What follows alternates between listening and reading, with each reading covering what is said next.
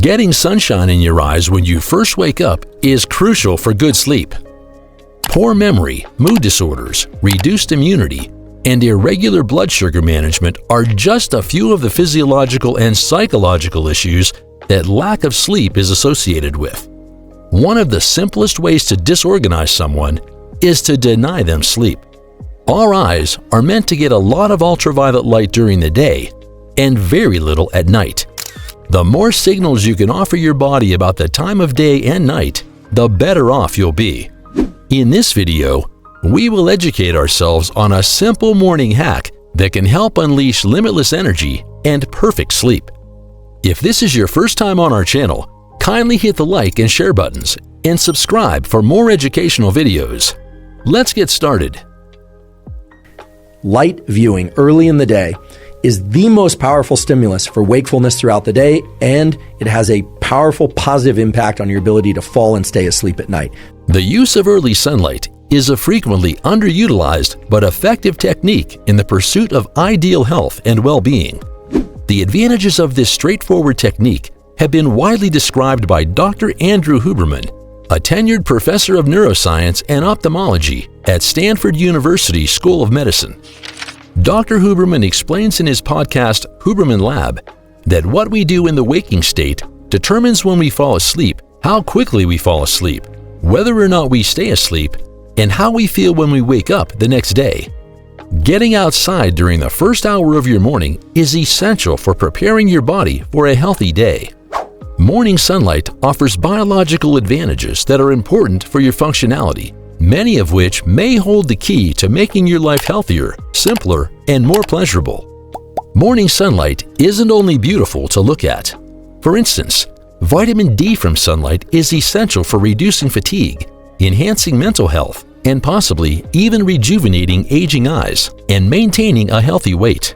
Even minor sadness and improved sleep patterns have been linked to sunlight.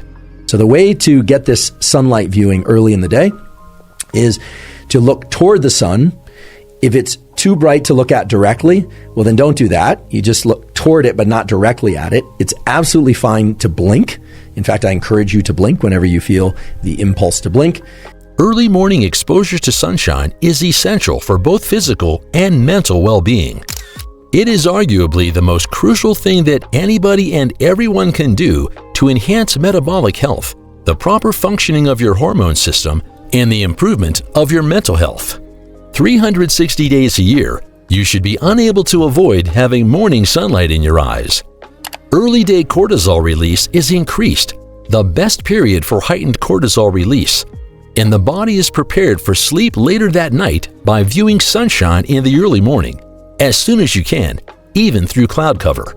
Your immune system, metabolism, and capacity to concentrate throughout the day will all benefit from a morning cortisol increase.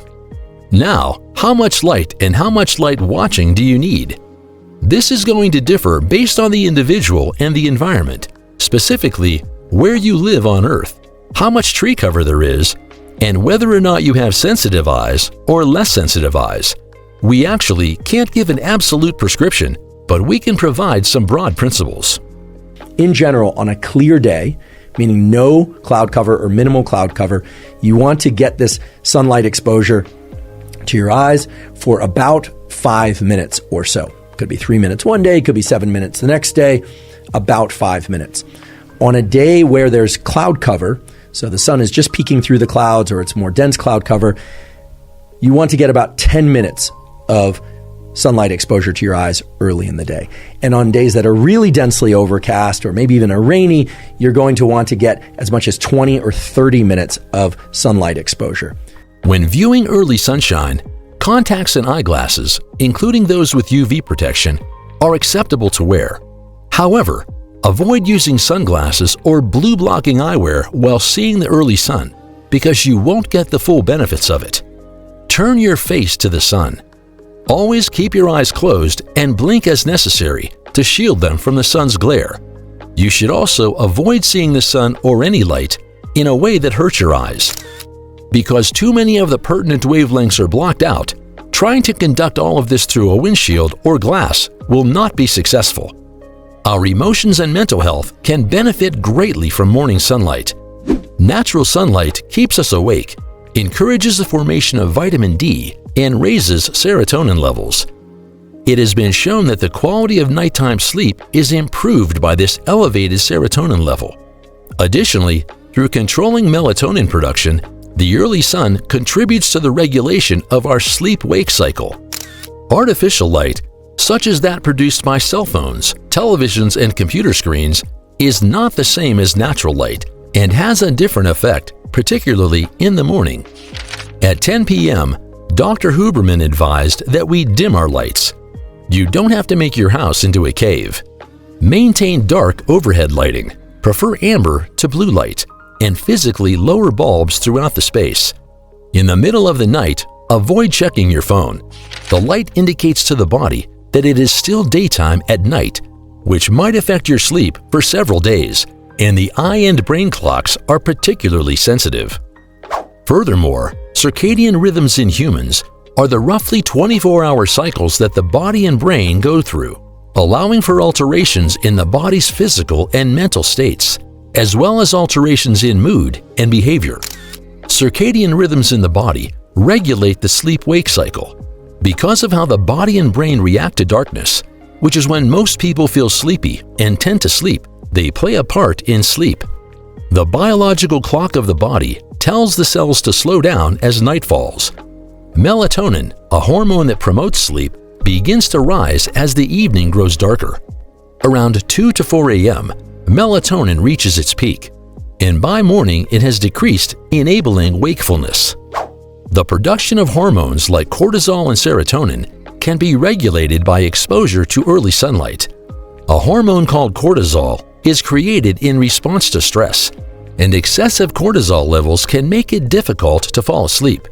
Exposure to morning sunlight can enhance sleep quality and lower the likelihood of sleep disruptions by helping to control cortisol levels. Similar to dopamine, serotonin is a hormone that affects mood regulation and has been associated with mood disorders like depression. Serotonin levels can rise as a result of early morning sunlight exposure, which can enhance mood and general well-being. Don't try to get this sunlight exposure through the windshield of a car or a window, whether or not it's tinted or otherwise. It takes far too long. It's simply not going to trigger the relevant mechanisms. You would be standing there all day trying to get enough sun into your eyes from the morning sunlight. And by then, the sun will have already moved from lower solar angle to overhead, and it simply won't work for all sorts of mechanisms related to your circadian rhythm functions. So just don't try to do it through a windshield, sunglasses, or a window. It's just not going to work. Get outside. If you enjoyed this, check out our video on how to revolutionize your life with Dr. Huberman's Morning Coffee Hack. Don't forget to like and subscribe to our channel. Also, turn on the notification bell so you'll be notified whenever we upload new videos. Thanks for watching.